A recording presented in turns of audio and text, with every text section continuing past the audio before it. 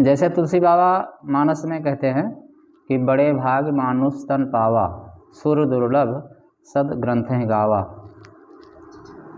कई जन्मों तक जैसे 84 भोगने के बाद तब भगवान दया करके, करुणा करके तब जीव को यह मानव शरीर प्रदान करते हैं। कहते हैं जीव से जाओ इस बार मानव शरीर दिया है, अपना उद्धार कर लो, ऐसा भगवान कहते हैं। क्योंकि जीव को अपना उद्धार स्वयं ही करना पड़ेगा, ऐसा भगवान श्री कृष्ण गीता में अर्जुन से बताते हैं। जैसे भगवान कहते हैं गीता में कि उद्धरे दात्मनात् मानम, गीता में भगवान अर्जुन से कहते हैं कि जीव को अपना उद्धार स्वयं ही करना पड़ेगा, ऐसा भगवान बता रहे हैं। यही बात भगवान गौतम बुद्ध ने मंझिम निकाय में भी बताया है। स्वयं 3 साल की घोर साधना करके बोधगया में, और तब उस तत्व को जाना, और तत्व को जानने के बाद तब दुनिया वालों को उस तत्व ज्ञान का संदेश दिया है भगवान बुद्ध ने।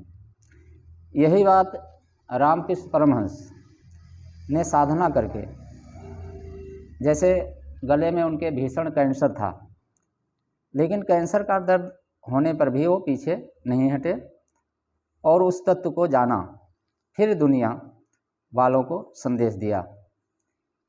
इस समय पर भी चाहे वो प्रेमानंद जी महाराज हों, या राजेंद्र दास जी महाराज हों, या रामभद्राचार्य जी महाराज हों, ये ऐसे महापुरुष हैं जो साधना करके उस तत्व को जाने हैं।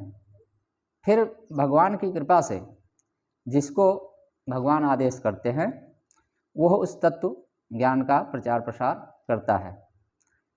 ऐसे कई साधक भी हैं जो गुप्त स्थान में रहकर साधना में रत हैं, वो चाहे अयोध्या हो या वृंदावन हो या काशी हो, ऐसे गुप्त साधक भी हैं।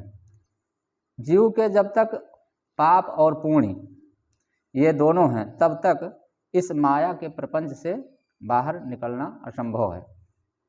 मनु महाराज क्या कहते हैं मनुस्मृति में, जीव कम से कम जैसे 50 वर्ष की आयु बताया गया है कि 50 वर्ष आयु के बाद जैसे उत्तराधिकारी हो जाने के पश्चात गृह कार्य उत्तराधिकारी को सौंपकर एकांत स्थान का सेवन करना चाहिए और भगवान का निरंतर ध्यान करना चाहिए, ऐसा मनु महाराज मनुस्मृति में बताते हैं।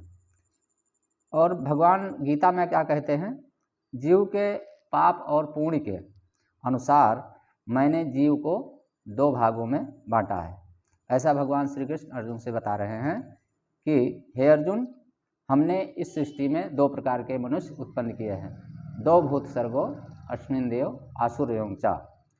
जैसे यहाँ सर्ग शब्द जो आया है वो सृष्टि के लिए प्रयोग किया है, और जो भूत सर्ग शब्द का प्रयोग किया है भगवान ने, वो मनुष्य समुदाय के लिए इस शब्द का प्रयोग किया है, 2 भूत सर्गो अस्मिन् देव आसुर एवं चा।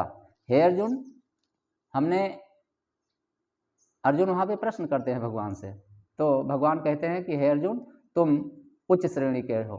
तब वहाँ पे अर्जुन कहते हैं कि तो अगर आप हमें उच्च श्रेणी का बता रहे हैं तो फिर अधम श्रेणी में कौन है।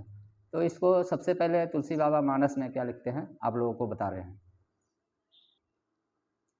तुलसी बाबा मानस में लिखते हैं कि परद्रोही परदारत, कई बार आप लोगों को पूछा चुके हैं कि परद्रोही परदारत परधन पर अपवाद, जो एक दूसरे से द्रोह करते हैं, बैर करते हैं, एक दूसरे की निंदा करते हैं या निंदा सुनते हैं, ऐसे सभी लोगों को तमोगुणी पशु के तुल्य अधम खल के रूप में बताया गया है, ऐसा तुलसी बाबा ने यहाँ पे बताया है।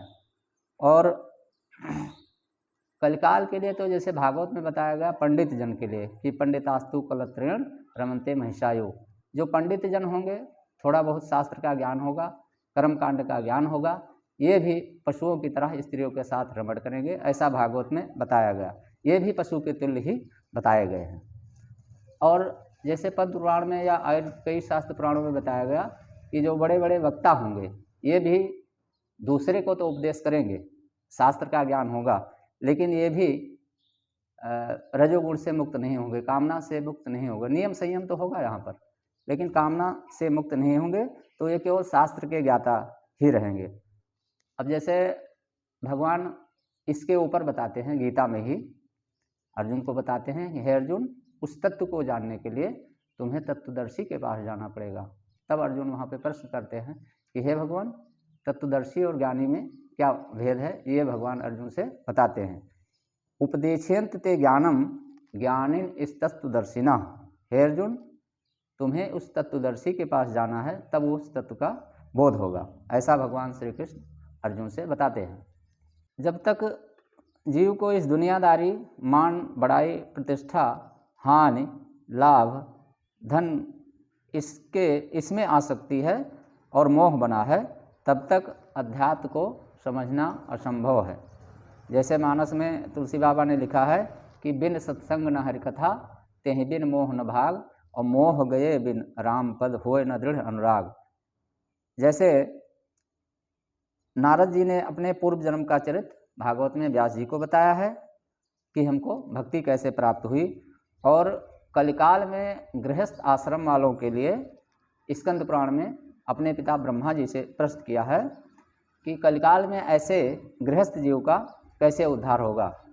तब वहाँ पे ब्रह्मा जी ने गृहस्थ आश्रम वालों के लिए बताया है कि जीव की विषय की आसक्ति है जो, ये 4 महीना अगर जैसे साधु संतों के सानिध्य में गृहस्थ जीव जाके रहेगा तो जीव का जो विषय की आसक्ति है वो हट जाएगी और भगवत कृपा से उसको परमार्थ का मार्गदर्शन हो जाएगा।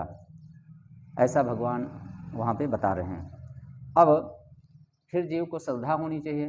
अगर वो साधु संतों के बीच में गया है तो अगर श्रद्धा नहीं होगी तो कुछ भी प्राप्त नहीं होगा। जैसे भगवान गीता में कहते हैं कि श्रद्धावान लभते ज्ञानम। अगर 3 प्रकार की श्रद्धा नहीं होगी जीव के अंदर तो कुछ भी प्राप्त होने वाला नहीं है। जैसे भगवान बता रहे हैं कि भगवान में श्रद्धा होगी और शास्त्र पुराण में श्रद्धा होगी और महापुरुषों में श्रद्धा होगी जो शास्त्र पुराण को जानकर उसकी व्याख्या करके बताएं। उनमें भी अगर श्रद्धा होगी तब अध्यात्म को समझा जा सकता है। लेकिन जैसे तमोवृत्ति बताया, अधम बताया, खल बताया, पशु के तुल्य बताया, जब तक जीव के ये तमोगुणी या अधम प्रवृत्ति में है उसकी मन और बुद्धि, तब तक कोई भी कह देगा कि हमें शास्त्र में विश्वास है या महापुरुषों के वचनों में विश्वास है या भगवान में विश्वास है, लेकिन जब तक मोह बना हुआ है, इस विषय में आसक्ति बनी हुई है, तब तक ये आपके कहने से नहीं होगा। भगवान बता रहे हैं कि 3 चीज़ में श्रद्धा होगी, श्रद्धावान लभते ज्ञानम, और 3 चीज़ में श्रद्धा होगी। और जो तुलसी बाबा लिखते हैं कि मोह गए बिन राम पद होए न दृढ़ अनुराग। जब तक विषय में आसक्ति मोह बना हुआ है तब तक आपकी जो श्रद्धा है वो पूर्ण नहीं है। चाहे जितना जीव कहे कि नहीं हमारी श्रद्धा हो गई है भगवान में, पूजा पाठ कर लिया या तीर्थ व्रत कर लिया, इससे श्रद्धा नहीं बन जाती है पूर्ण श्रद्धा। भगवान कहते हैं कि हमारे अलावा इस दुनिया में कुछ भी नहीं है, जो कुछ है जड़ हो या चेतन हो, मैं ही स्वयं हूँ। जब जीव को इतना विश्वास हो जाए कि जो कुछ करने वाले हैं भगवान ही करने वाले हैं, हम लोगों के जो पूर्व के प्रारब्ध कर्म हैं वही हम लोगों के सामने सुख या दुख के रूप में आ रहे हैं। इसमें किसी का दोष नहीं है, ना ही भगवान का दोष है, ना किसी जीव का दोष है। फिर भी हम लोग इसी माया के प्रपंच में भटक रहे हैं और जो ये मानव शरीर मिला है भगवत प्राप्ति के लिए, उस तरफ हम लोगों का जो मन है उधर जा ही नहीं रहा है।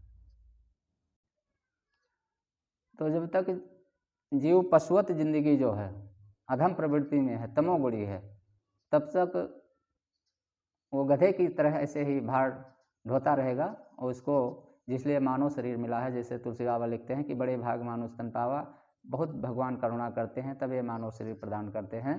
तब तक वो अध्यात्म में परमार्थ के शब्द भी नहीं समझ सकता है जीव। ऐसा प्रेमानंद जी महाराज भी कहते हैं कि जीव का जब तक मोह बना हुआ है इस विषय में, तब तक उस परमार्थ के जो शब्द हैं उसको भी नहीं समझ सकता है।